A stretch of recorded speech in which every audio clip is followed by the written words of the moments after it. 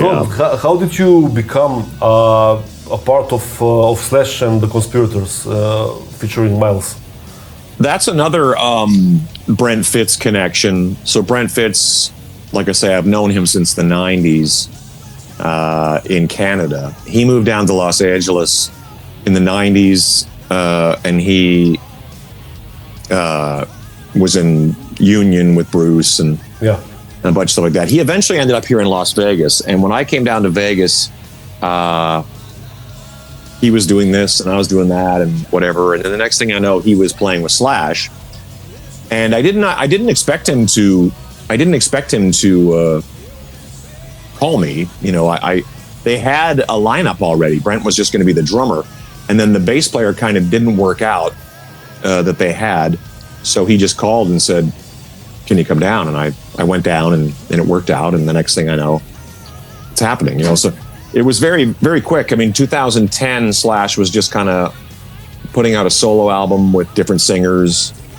And we ended up being the backing band for that tour. And I didn't know what to expect, but it went on for 18 months, a year and a half, you know. We eventually made a new record. 2 years after, Yeah, 2012 we did Apocalyptic Love. Yeah. And then we became the Conspirators and all that. So yeah, it was interesting because I mean, Slash was, I was going to say a bit of a comeback, but it wasn't really a comeback. It was kind of more like it wasn't a comeback in terms of like trying to win back people's affections. It was just kind of like he was ready to step out on his own after Velvet Revolver and all that. So it was not like Slash Snake Pit again. Yeah. No. In reality, I mean, it was interesting because people would say to me for years, and sometimes it comes up now and again, they go, so you're in Slash's Snake Pit? And I kind of go, well, no, because that happened back in the 90s, Yeah. Great band, but yeah, I'm not a part of that yet. Yeah. You play something from Snake Pit? We played many things. We played Mean Bone, we played Serial Killer, we played Been There Lately. We've played many songs. I love Be the Ball. That's the best song. Right? Yeah, that's a classic. I don't think we played that one though. Yeah, great song. In the beginning. We played so much, Guns N' Roses, Velvet Revolver, Snake Pit, and then as time has gone by, we're in the middle of the 5th record right now, plus the solo album in 2010. Basically 6 records that'll be. Of material that we sort of focus mostly on that. Although the last tour we did, it's funny because we'll rehearse something like "Fall to Pieces" by Velvet Revolver, and it'll get played. And then I think Slash he's one of those guys that he loves the new material, so we sort of focus on that. We did some Guns songs. He had me singing some very deep cut "Use Your Illusion" songs. Perfect Crime. Bad Apples and Don't Damn Me, just like songs that we did not. They never played Don't Damn Me live, so that was kind of fun, and that kind of stuff comes up, and Slash is big on trying different things, and it works out very well.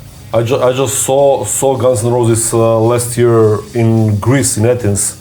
Right. It was fucking amazing. 60,000 people, and I was like the first band that I ever liked when I was 10 years old was Guns N' Roses.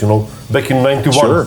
In '91. Yeah, of course. And I saw them 30 plus years later. And it was incredible. Yeah, it's honestly it was interesting because in 2015 we were touring World on Fire, which was a big record for us. Yeah. It was like 17 songs. We had really, we had done we'd been together, 5 years at that point. Frank had been with us 3 years, but, and then all of a sudden the Guns N' Roses reunion came up, and that, that was an obvious thing that Slash had to go and do. We were like, oh man, yeah, you have to go do that. Yeah. And we've always been very, MYLES is in Alter Bridge, and I, I've always got other things going on. So everybody just kind of went off in other directions. Eventually, Frank ended up with Mammoth WVH with Wolfgang Van Halen and stuff like that. And I think that, it's good for us to just, stretch out. But it was interesting to, because I'm like you, I'm a very big Guns N' Roses fan. I'm a very big Kiss fan. And we're very specific about which guys are in the band at that moment, because, I loved Appetite for Destruction so much that it was such a big part of my life, that even into Use Your Illusion with Matt and Dizzy and that version was already so much different than what it was, So now seeing them with Frank and Richard, who we love,